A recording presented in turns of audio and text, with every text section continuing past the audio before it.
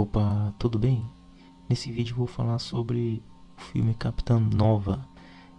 Tá disponível na Netflix aí para assistir. É um filme sobre viagem no tempo. Eu vou falar em geral sobre todas as coisas que eu vi no filme, o que eu achei e etc. Se você gostar, deixa o like aí e se inscreva no meu canal, beleza? Se você vir aqui em idiomas, tem holandês, que é original. Esse filme ele é original da Holanda, tá? Bem legal, né?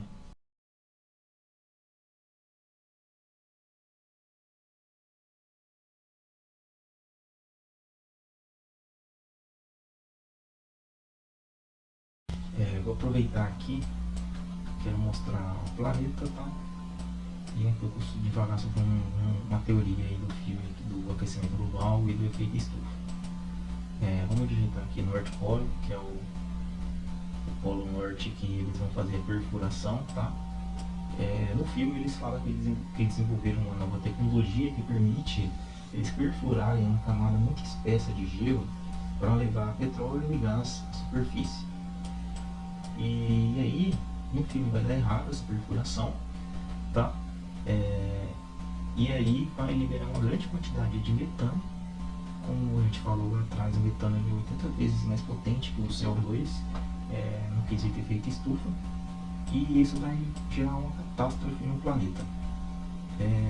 Então vamos entender um pouco sobre o que é o efeito estufa, lá, só para vocês entenderem. O efeito estufa ele é um efeito estufa. Tipo assim, tem uma enorme camada de gases ao redor da Terra que não deixa o calor da Terra sair rapidão. Fica tipo uma estufa, sabe? Os gases ficam retendo o calor. E isso é essencial para a vida na Terra. Se a Terra não tivesse atmosfera e não tivesse esses gases para reter o calor, para fazer esse efeito estufa, para deixar a temperatura quentinha, não existiria na Terra. Só que o problema é que quanto mais gases você libera, mais o efeito estufa aumenta, porque mais vai reter calor, e aí aumenta a temperatura, tá? O aquecimento global é um processo então de aumento de temperatura, tá? Média do planeta, na verdade da atmosfera e do oceano, causado por esses gases, por aumento do efeito estufa. Então o que vai acontecer é que eles vão liberar uma grande quantidade de metano aqui no Polo Norte, e aí vai meio que destruir o planeta. Então vamos lá. Lá nesse futuro deles não tem oxigênio, tá? Eles usam traje especial para poder respirar. E a produção de oxigênio no nosso planeta, cara, ele é feito a maior parte por algas marinhas, isso mesmo, a maior parte vem aqui do oceano. Todo esse oceano, eles são produtores de oxigênio, tá? 54% de todo o oxigênio do planeta são produzidos por algas marinhas, que ficam no oceano aqui, cara. E essas algas são extremamente influenciáveis pela temperatura. Se a temperatura aumentar 2, 3, 4 graus, 5 graus, essas algas podem morrer e parar de produzir oxigênio. Então 54% de todo o oxigênio poderia ser perdido, tá? Não é só as florestas que produzem oxigênio, a maior parte vem daqui, das algas marinhas.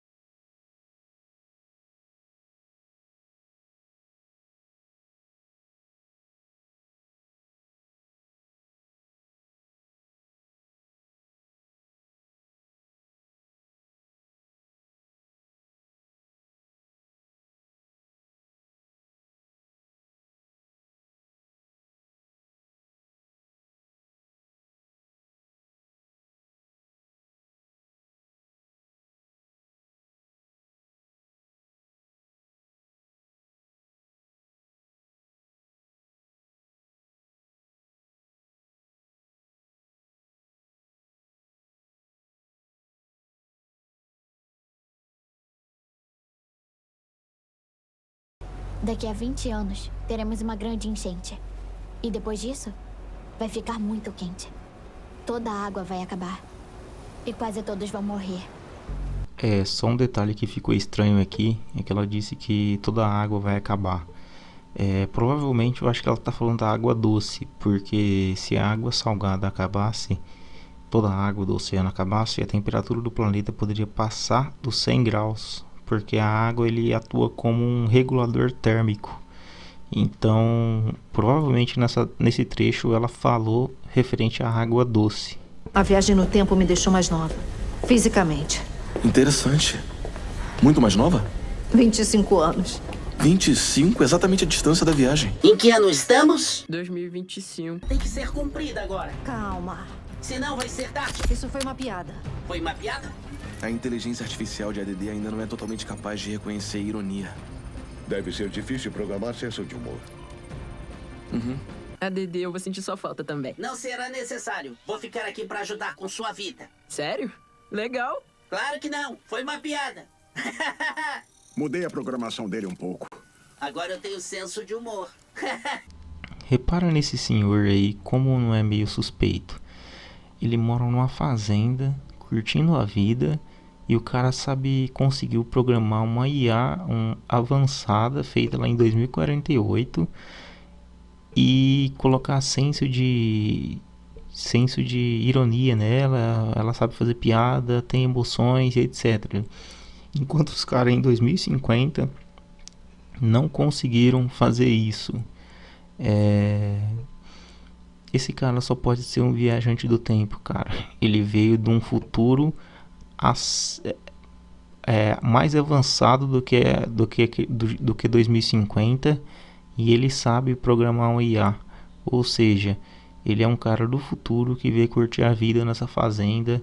Você pode reparar que ele e a esposa dele vivem aí, ela vive plantando um monte de coisa legal e etc. Esse cara só pode ser um viajante do futuro. Você deve ver o buraco de minhoca em breve. Eu particularmente gostei bastante da forma que foi apresentada a forma de viagem no tempo a partir de buraco de minhoca, né? E não ter utilizado uma máquina do tempo. Porém, poderia ter explicado mais sobre a existência do buraco de minhoca. Esse buraco de minhoca já estava ali, foi eles que criaram ele. Poderia também ter falado um pouco sobre a estabilidade do buraco de minhoca, né? Como que eles conseguiram deixar o buraco de minhoca estável o suficiente para conseguir realizar a travessia. E eles atingiram a velocidade da luz ao atravessar o buraco de minhoca. Achei interessante isso também. Não sei se é devido à travessia do buraco de minhoca.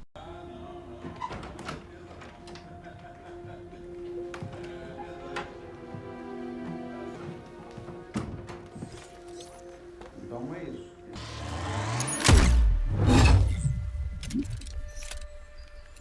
O que foi isso? Ele não sofreu lesões físicas. Tá se movendo muito devagar.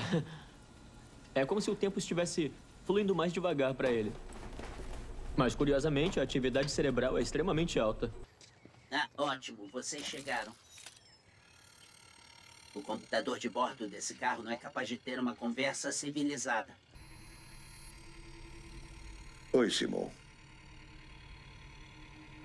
Deve ser surpreendente se ver assim. Essa coisa tem um número de série com a combinação 2048. Pode ser o ano de produção. Nessa sequência de cena aqui, a gente pode ver que em 2050 eles têm o total controle sobre a viagem no tempo.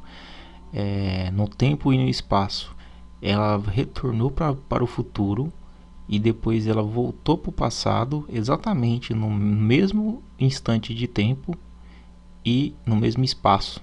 Ou seja, eles têm total controle sobre o tempo e espaço. Nessa cena aqui é uma cena extremamente importante para o filme, na minha opinião, que deixou de ser abordada e dar o devido peso. Ao longo do filme você percebe que essa viagem que ela fez para tentar mudar o futuro foi a primeira viagem deles.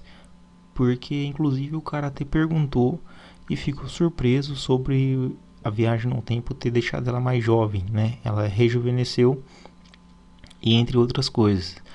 Só que quando ela fez a primeira viagem e voltou pro futuro, ela mudou o futuro. Ela já tinha um filho e já era casada. Ou seja, já provou que o futuro pode ser mudado. Eles deviam ter pulado de alegria, porque naquele momento eles sabiam que o futuro pode ser mudado. Não é aqueles filmes que você tenta e o futuro nunca vai ser mudado. Não importa o caminho que você faça. Porque assim, um dos conceitos de viagem no tempo, algumas pessoas dizem que é impossível mudar o futuro. Todos os caminhos que você tenta, sempre vai, o tempo sempre vai tentar consertar e te levar para o mesmo futuro. Aí não. Aí ela voltou para o passado, ela conheceu aquele garoto e mudou totalmente o futuro dela. Ela tem um filho e é casada com ele. Então todos ali deveriam estar comemorando, porque se o futuro é mudável, ela simplesmente poderia fazer uma segunda viagem e consertar. Isso para mim deveria ter dado um peso maior nessa cena, que é a cena que prova que o futuro pode ser mudado. Que na maioria dos filmes de viagem no tempo, a gente sempre quer saber isso. O futuro é possível, mudar o futuro é possível. Nesse caso aqui, mostrou que sim. Esse final aqui do monte de OVNI aparecendo, eu não entendi foi nada, cara. Isso aqui ficou muito confuso no filme, que começaram a aparecer vários OVNI aí que vieram de lá. E eu achava que só tinha ela como piloto, e agora tem um monte que apareceram aí, foram vários lugares do planeta, não entendi nada.